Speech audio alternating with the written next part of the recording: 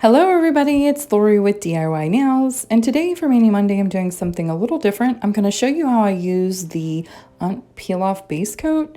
I've been using it for about a year or so now, and on my left hand is my use roll process, which is a couple dips, activate, file, activate, and then on my right hand I went one step further and put on one layer of top coat because I've seen a lot of suggestions and people have told me that it works better. So I figured I'd try it out for this video.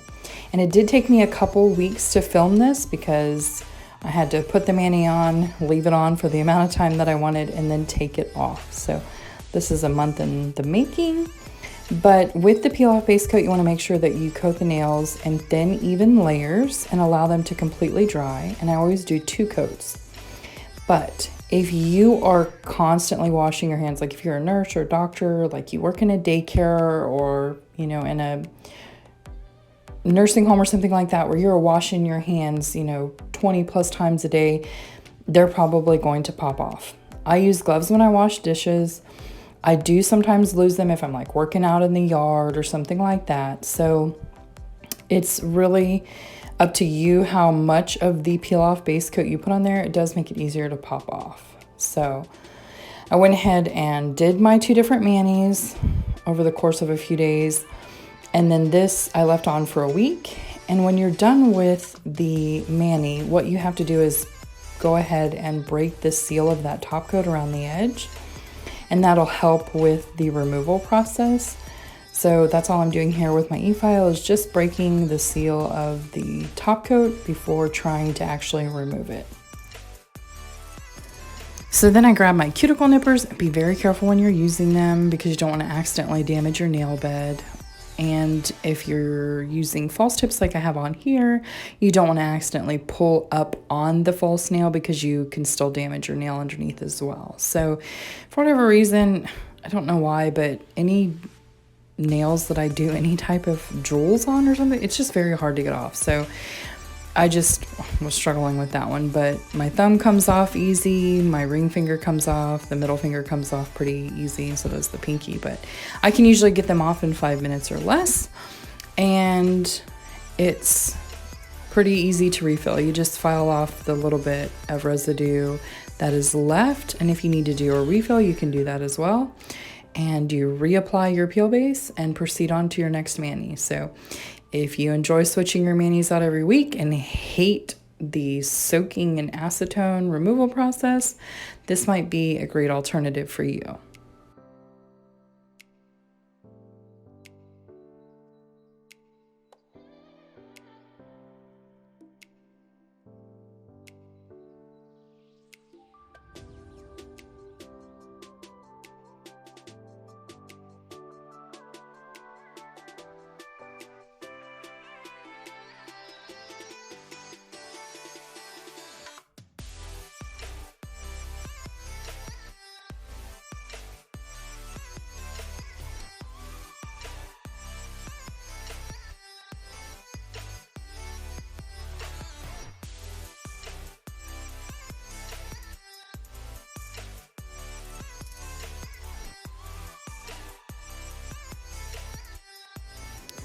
So I ended up leaving my Cruella nails on an extra 5 days because I just loved them so much. I couldn't bear taking them off after just a week. So I left them on a little bit longer, which everybody loved. They're a great conversation starter. You should always have your nails done, especially if you're running your own business.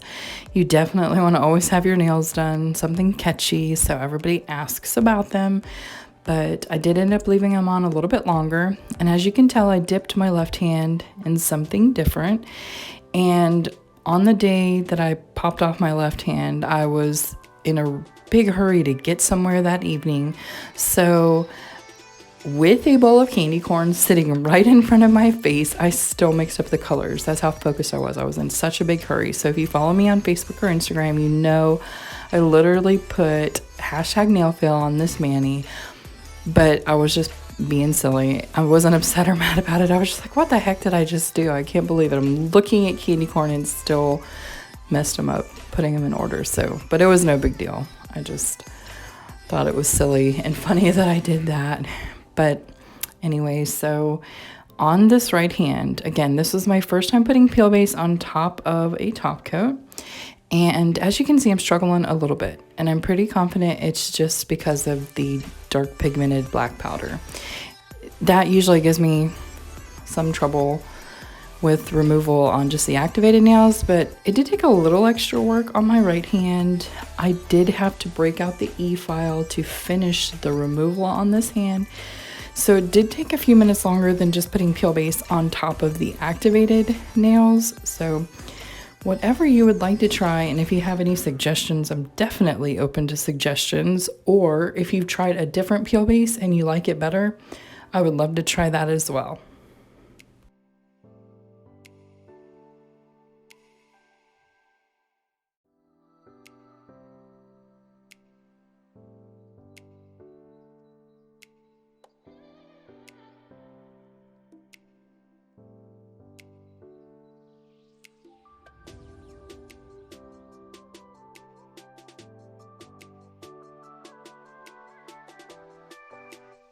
So I'm gonna pop back in for a second because I was really struggling with this onyx.